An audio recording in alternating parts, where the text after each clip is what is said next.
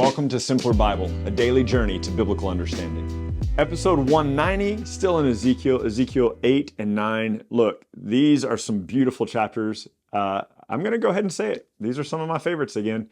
And I was joking with Colin that if we put together a video of all the ones that are my favorites, they would all be my favorites, I suppose. But I love this text.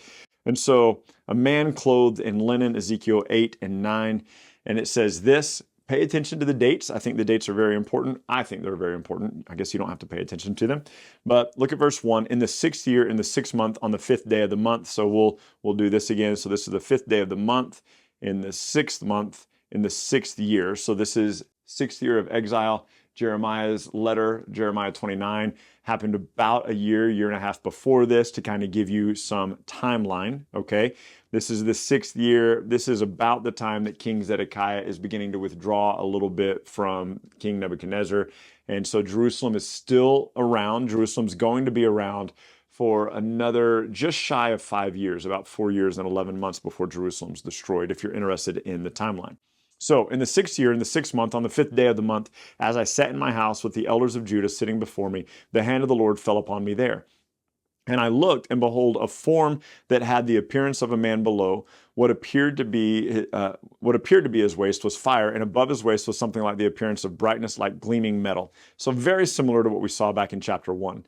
He put out the form of a hand, and he took me by a lock of my hair, and the Spirit lifted me up between the earth and heaven, and brought me in visions of God to Jerusalem, to the entrance of the gateway in the inner court. So remember, where is Ezekiel? He's in Babylon, and he's having this vision, and he sees in this vision God, and God grabs him by his hair. This is all a vision, and takes him over to Jerusalem and drops him down in the entrance of the gateway of the inner court of the temple. So Ezekiel is seeing this vision in the temple. Now, who's in Jerusalem? Jeremiah. And who's he rebuking? He's rebuking the priests and the prophets. Do you remember how often in the book of Jeremiah specifically rebukes the priests and the prophets who are prophesying lies in the name of the Lord? So Ezekiel is now being given by the Holy Spirit a vision of what's actually taking place in Jerusalem. Jeremiah is there firsthand seeing all of it, okay? And he says, the Spirit lifted, golly, I love this. I hope that right now, in your mind, as I keep reminding you about Ezekiel and Jeremiah, I hope that you're building a picture, a world in your head where you can kind of see the young prophet Ezekiel in Babylon and the old prophet Jeremiah in Jerusalem, and how God is giving like Ezekiel these visions, and he's in a vision in Jerusalem, seeing the wickedness that's going on there, seeing the rebellion there. Jeremiah is there seeing it in person. He doesn't need to have a vision. It's right in front of him happening. And like, I hope that there's little fireworks going off in your brain as you're able to put these two books together and see how they unfold. I love this stuff. My goodness, I love this stuff. So it says this. He brought me, verse 3 again. Isn't that great? We're like 3 or 4 minutes in and we've only made it through 3 verses. That's just how it goes sometimes. He brought me to the entrance of the gateway of the inner court that faces north, and there was the seat of the image of jealousy, which provokes to jealousy. So there's an idol in the temple of the Lord. Behold, the glory of the God of Israel was there, like the vision that I saw in the valley. And he said to me, Son of man, lift up your eyes now towards the north. So I lifted my eyes up towards the north, and behold, the north of the altar gate in the entrance was this image of jealousy. And he said to me, Son of man, do you see what they are doing, the great abominations that the house of Israel are committing here to drive me far from my sanctuary? But you will still see even worse abominations than this. So he brought me to the entrance of the court, and when I looked, behold, there was a hole in the wall. So he sees this vision, and he's able to look through this hole in the wall, look in to see what the priests are doing. And he said, Son of man, dig further into the wall. So I dug into the wall, and there was an entrance. And he said, go in and see the wicked things that they are committing there. So I went in and I saw, and there engraved on the wall all around every form of creeping things and loathsome beasts and the idols of the house of Israel. So he's looking into the temple, and carved on the walls and all this, the temple of the Lord is now decorated with idols and these false things. And before them stood 70 men of the elders of the house of Israel, with Jazaniah the son of Shaphan standing among them. Each had his censer in his hand, and the smoke of the cloud went up. So they're offering, he's seeing actual people that are priests in the house of the Lord, and they're burning incense to these idols. And he said to me, Son of man, have you seen this? What the elders of the house of Israel are doing in the dark, each in his own room of pictures, for they say, the Lord does not see us, the Lord has forsaken the land. Now, the Lord has forsaken the land, But they're doing these deeds in darkness, saying, God doesn't see us. It doesn't matter anymore.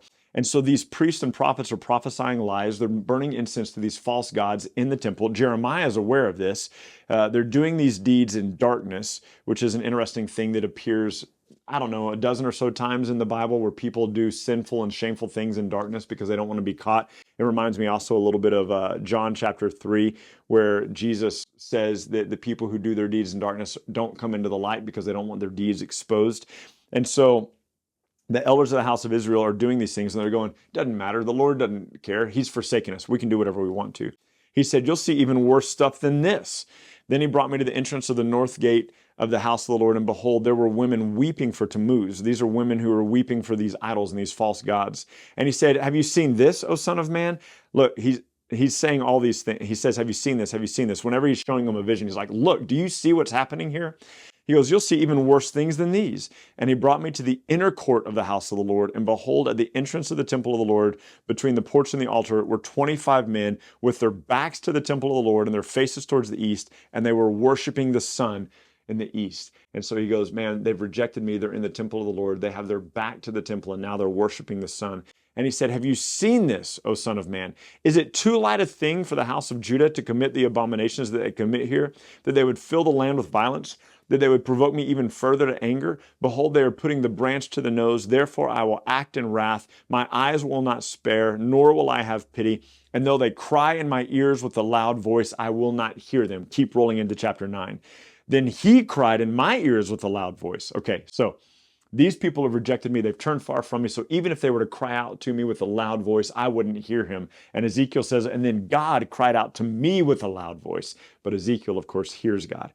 And he says, then he cried out in my ears with a loud voice, saying, bring near the executioners of the city, each with his destroying weapon in his hand. And behold, 6 men came. Now remember, Ezekiel is by the Chebar Canal, by the river in Babylon, and he's having this vision, and he in spirit is in Jerusalem seeing all of these things unfold.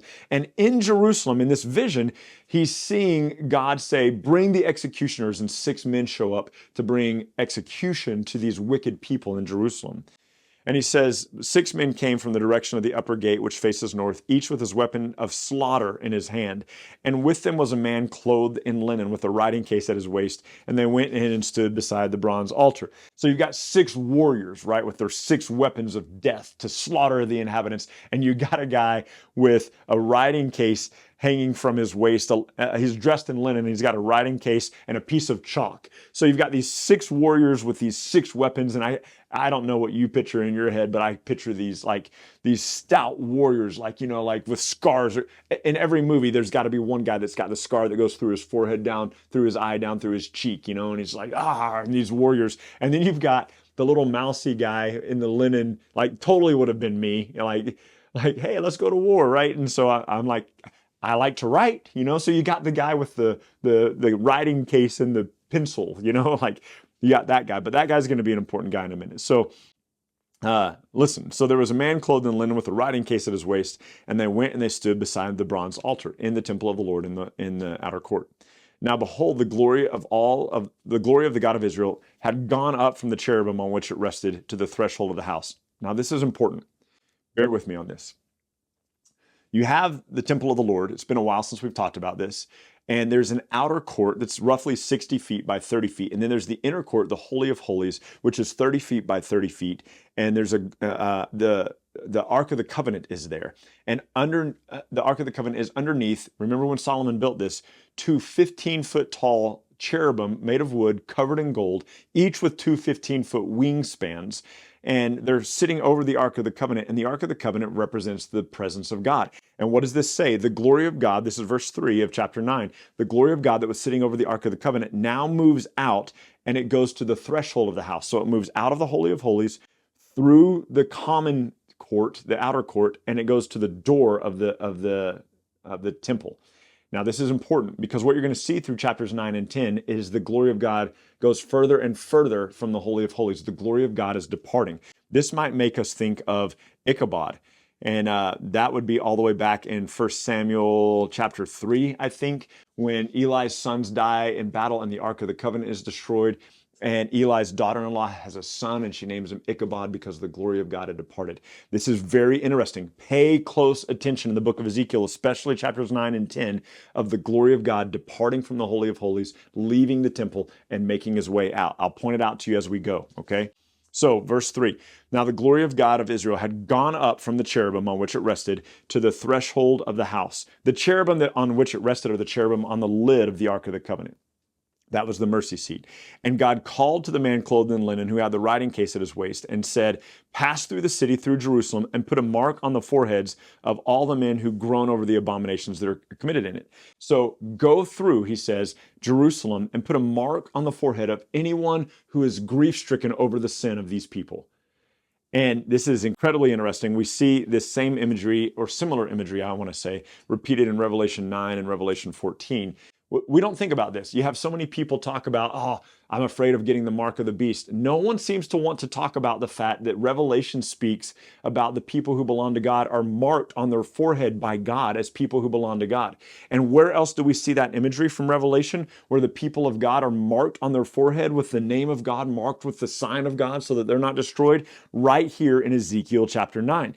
So he says to the man with the linen writing case with a piece of chalk, go through all of my land and put a mark on anyone who grieves over the sin of the people. And then he says, and then the Lord said to him, and then the Lord said to the others, verse 5, pass through the city behind him and strike. Your eye shall not spare, and you shall show no pity. Kill old men outright, young men and maidens, little children and women, but touch no one on whom is the mark, and begin at my sanctuary. So they begin with the elders who are at the house of the Lord. So he has these 6 warriors and the one guy with the writing case. He says to the guy with the writing case, go and find all the people who are grief-stricken over the sin. Find the people with penitent hearts and mark them for me. And then he says to the 6, go kill everybody else. Go kill everyone who doesn't have the mark on their forehead. This should make us think of so many things. It should make us think of Revelation. It should make us think of the judgment of God and the tribulation of God and how the tribulation does not touch the ones who have the mark of God on them. It should also make us think, I just lost it, it'll come back to me. He's got these 6 people going, oh yeah, it should make us think of what we talked about 2 days ago, or yesterday rather, with take a third of the people and burn them in the city, or a third of your hair. Remember Ezekiel shaved his head. Take a third of the hair, burn it in the city. Take a third of the hair, chase it with the sword. Take a third of the hair and cast it to the winds. But fold up a little bit. Take a little portion of that hair and roll it into the garment. The hair rolled into the garment, the hair that's protected, are these that are marked by God, that are grief-stricken over their sin. The rest are rebellious. The rest have hard heads, and they're going to be destroyed. And then the other thing that it should make us think of is in 1 Peter 4, 17 through 18, I'll talk more about this in the blog. Peter says that the judgment of God is going to begin with his house, with his people. If the judgment of God begins in his house, how wretched will it be for those who don't know God? And where does he say? Where does he say to start here? Start in my sanctuary, start among my people, and then move out from there. So he said to them, defile the house, fill the courts with the slain, go out. And they went out and they struck the city. And while they were striking, remember, Ezekiel is not in Jerusalem physically. He's in Jerusalem in a vision. And he says, while they were striking and I was left alone, I fell up on my face and said, Lord God, will you destroy all the remnant of Israel in the outpouring of your wrath on Jerusalem? So he's seeing the destruction that's about to befall Jerusalem. He's like, will you really destroy them all? Will you really do this all? And he said to me, the guilt of the house of Israel of Judah is exceedingly great. The land is full of bloodshed and the city is full of injustice. For they say, the Lord has forsaken the land. The Lord doesn't see us anymore. As for me, my eye will not spare, nor will I have pity, which is like the 10th time he's said that in these few chapters of Ezekiel. And behold, the man clothed in linen with the writing case at his waist came back and said, I have done what you have commanded me to do. I've marked off everybody. And then the people the other 6, the warriors, went out and brought judgment. And my goodness, just incredible text. Just, I don't know. I love this. I do. It's dark. It is dark. I'm a little dark. But like, look at the mercy of God. And have we not seen this exampled for us throughout the whole Bible? That before God brings judgment, what does he do? He marks the people for him. Let's make a note of that. Look, Genesis chapter 18 and 19, Abraham, God says, I'm going to go destroy Sodom and Gomorrah. And Abraham goes, you're not going to destroy the righteous or the wicked, will you? Certainly the judge of all the earth will do what is just. What did God do? He removed righteous Lot before he destroyed Sodom and Gomorrah. God always does that. He always removes the righteous or marks the righteous before he destroys the wicked. And so there's a picture here, there's a theme here that we see that yes, God brings judgment on the earth, but what does he do? He protects those who belong to him. He marks them, he seals them, he preserves them, he brings them out. And I love it. And there are so many end times implications in this 2 chapters here that it just causes my mind to be abuzz with excitement. But that is all we have for you today. Tomorrow we'll be in Ezekiel 10 and 11. We'll pick up where we left off right here. Have a good one. Thank you so much for journeying with us today at Simpler Bible. Together, you and I have looked at another passage of Scripture and come to know the Bible a little bit better and enjoy God more fully. This video, along with all of our videos, can be found at simplerbible.com, where you can enjoy our Through the Bible in a Year course. You can also enjoy a wealth of resources, blog posts that take you a little bit deeper into the text, a Bible study format that you can use with your small groups or your family, and we're creating new content all the time, all with the commitment to help us be people who know and enjoy God more fully. Thank you so much for being part of it, and we can't wait to see you next time.